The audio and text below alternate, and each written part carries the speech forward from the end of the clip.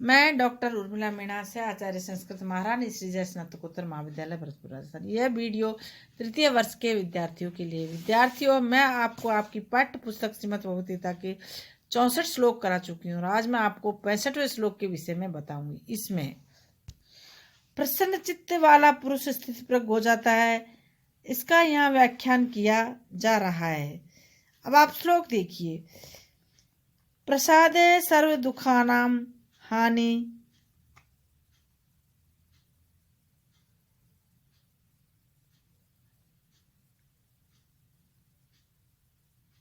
हानि अशुभ जायते प्रसन्न चेतसः आसु बुद्धि पर्यवतिष्ठते। अब आप अन्वय देखिए। प्रसादे अस्य सर्व दुखानाम हानि उपजायते प्रसन्न चेतसः बुद्धि ही आंसु पर्यवतिष्ठते। अब आप इसके कुछ कठिन शब्दों का अर्थ देखिए। प्रसादे का शाब्दिक अर्थ है इंद्रियों के निर्मल निर्दोष होने से। अस्य का अर्थ है इस विद्वान ब्रह्मज्ञानी पुरुष के सर्व दुखानाम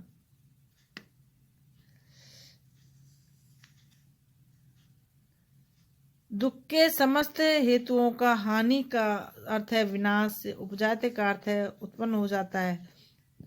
प्रसन्न चेत का शाब्दिक अर्थ है चित्त या मन के निर्मल होने से। बुद्धि का शाब्दिक अर्थ है ब्रह्म का दर्शन करने वाली प्रज्ञा। पर्यवतिष्ठते का अर्थ है एकाग्र होती है। सर्वत्र ब्रह्म का दर्शन करने से शांत हो जाती है। अब आप इसका हिंदी अनुवाद देखिए।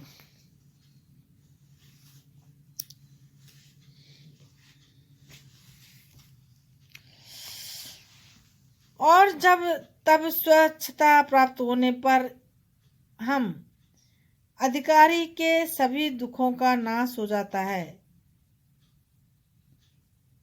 इस प्रकार उस प्रसन्नचित्त पुरुष की बुद्धि निश्चय से शीघ्र ही भली भांति स्थिर हो जाती है। अब आप व्याख्या देखिए।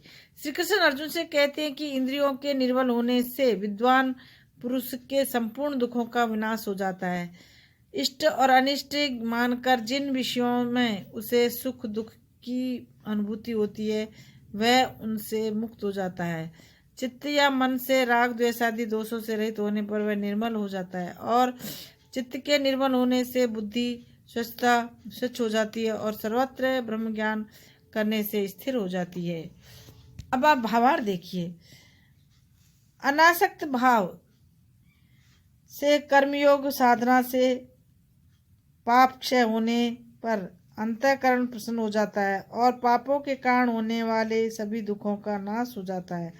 इस प्रकार प्रसन्न अंतःकरण वाले व्यक्ति की बुद्धि परमात्मा में स्थिर हो जाती है।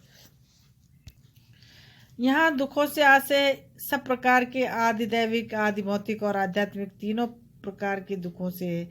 अतः साधक पुरुष को राग द्वेष रहित इंद्रियों के द्वारा शास्त्र अविरोधी अनिवार्य विषयों का भी सेवन करना चाहिए। समाप्त।